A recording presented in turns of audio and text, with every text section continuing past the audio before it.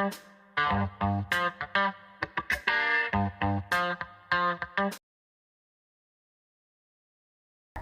alguns anos, publicar um livro dependia de editoras tradicionais, prazos longos e muita paciência. Hoje, basta um clique para chegar a milhares de leitores.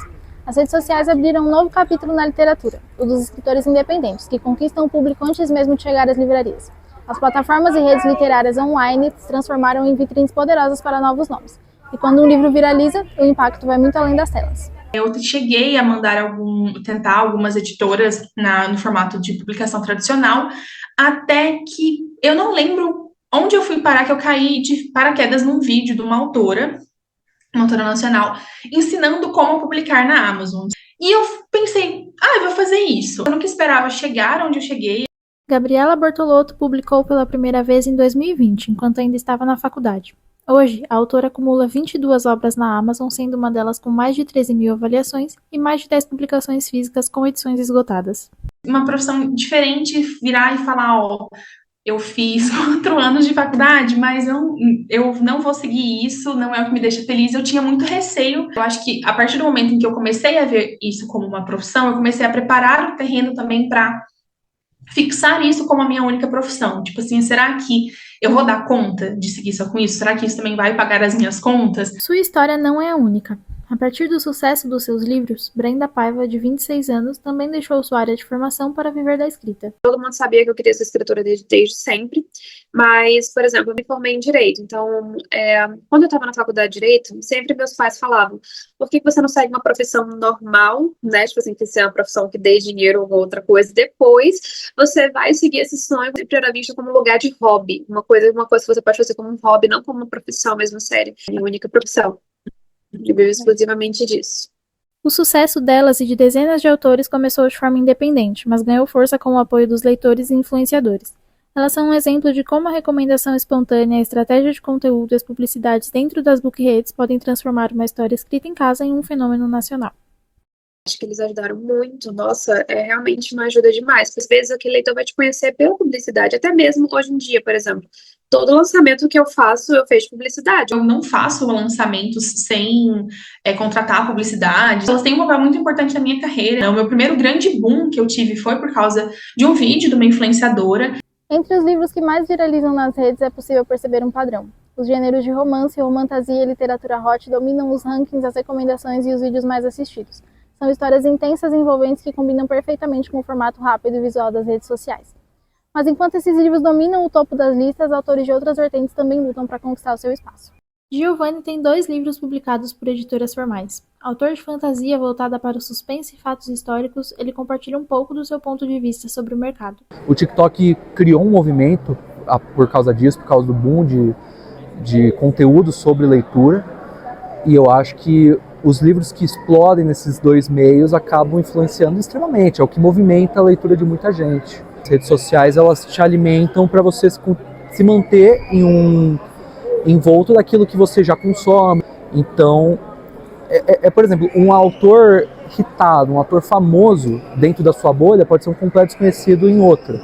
A visibilidade também cobra um preço, a necessidade constante de se manter presente online, produzir conteúdo e atender às expectativas de um público cada vez mais participativo. Eu sempre fui olhando muito perfis de outras autoras mais antigas do mercado, e também sentindo o termômetro do público, o que o público quer mais saber a respeito desse livro. Recentemente eu contratei uma social media que trabalha comigo, então a gente faz esse trabalho de planejamento dos posts juntas. Se não fosse minha equipe, eu tava lascada, porque como é que é complicado.